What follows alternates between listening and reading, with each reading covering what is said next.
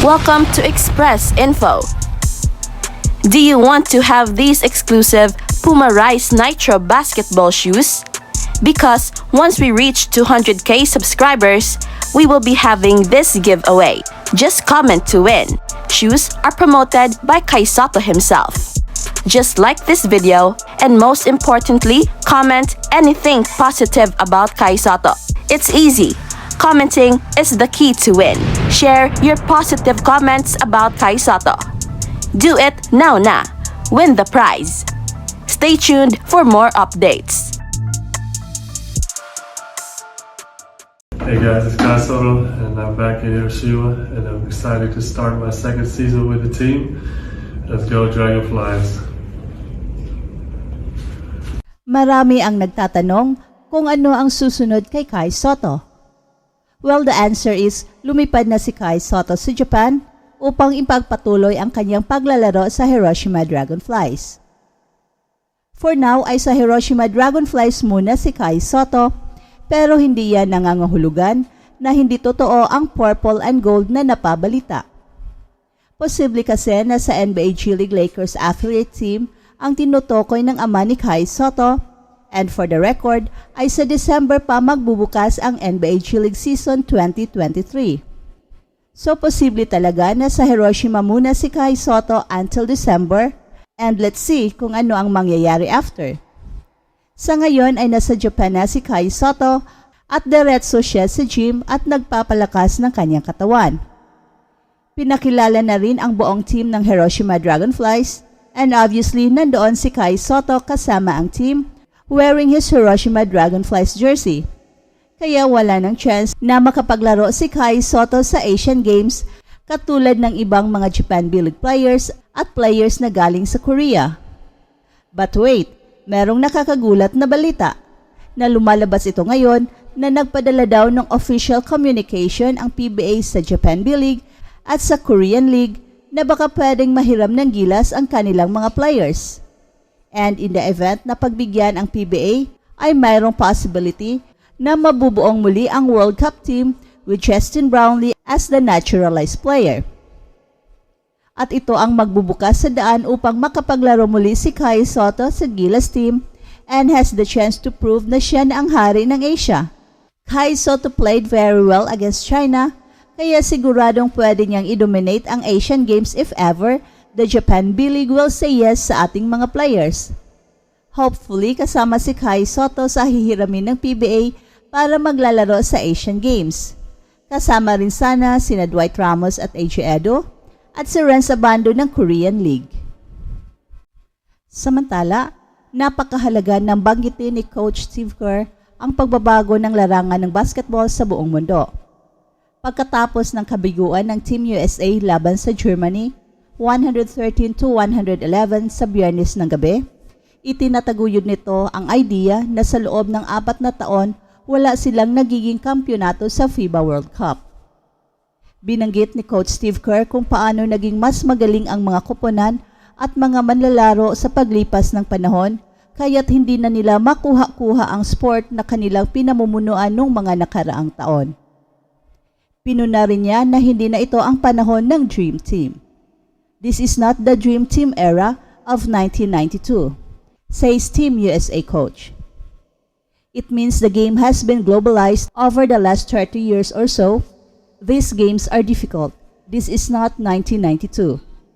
Yan ang sabi ni Coach Steve Kerr in the post-game presser at the end of the semifinal match at the Mall of Asia Arena.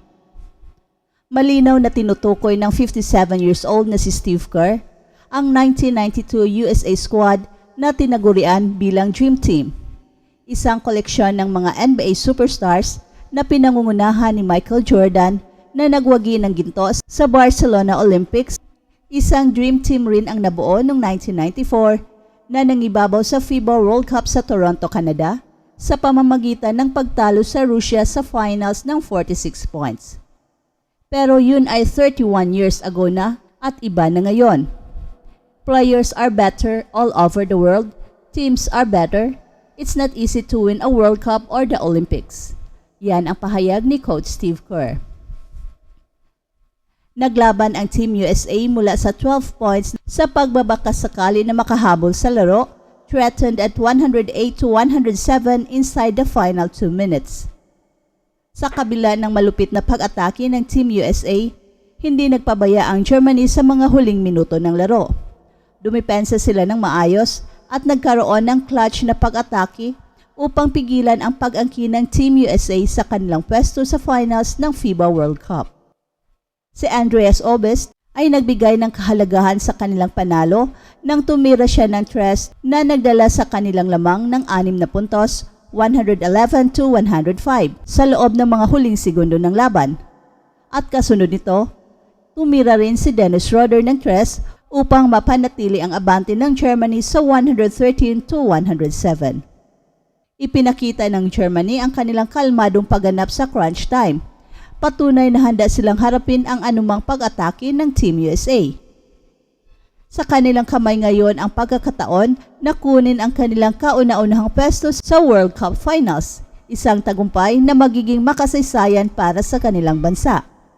Ang Team USA ay maglalaban-laban sa Canada para sa bronze medal ngayong Sunday. Manalo o matalo, nauungusan na nito ang kanilang ika-7th na pwesto noong 2019 World Cup sa China. Ayon kay Coach Steve Kerr, naniniwala siya na may magandang tsansa ang Team USA na makarating muli sa finals. Pinupuri ko ang aming mga players, sila ay nagpakita ng tapang at lumaban at nagbigay ng kanilang sarili ng pagkakataon. Hindi lang namin maabot ang kabuuang tagumpay. At ito ay ayon kay Coach Steve Kerr. Noong 2014, sa Seville, Spain, kinuha ng Team USA ang kanilang huling kampyonato sa FIBA World Cup. Ito ay isang kampanya na hindi malilimutan ng mga tagahanga ng basketball sa buong mundo. Sa kanilang kamay dala ang lakas at galing ng NBA, nilampaso ng Team USA ang Serbia sa score na 129-92. At mula noon, marami ng pagbabago ang naganap sa basketball landscape. Ang mga koponan mula sa iba't ibang bansa ay lalo nang nag-improve at nagkaroon ng mga bituin na kayang hamunin ang mga pinakamahusay na NBA players. At ngayong 2023 sa Manila, Philippines, muling nagpakita ng tapang at kakayahan ang mga koponan mula sa iba't ibang bahagi ng mundo.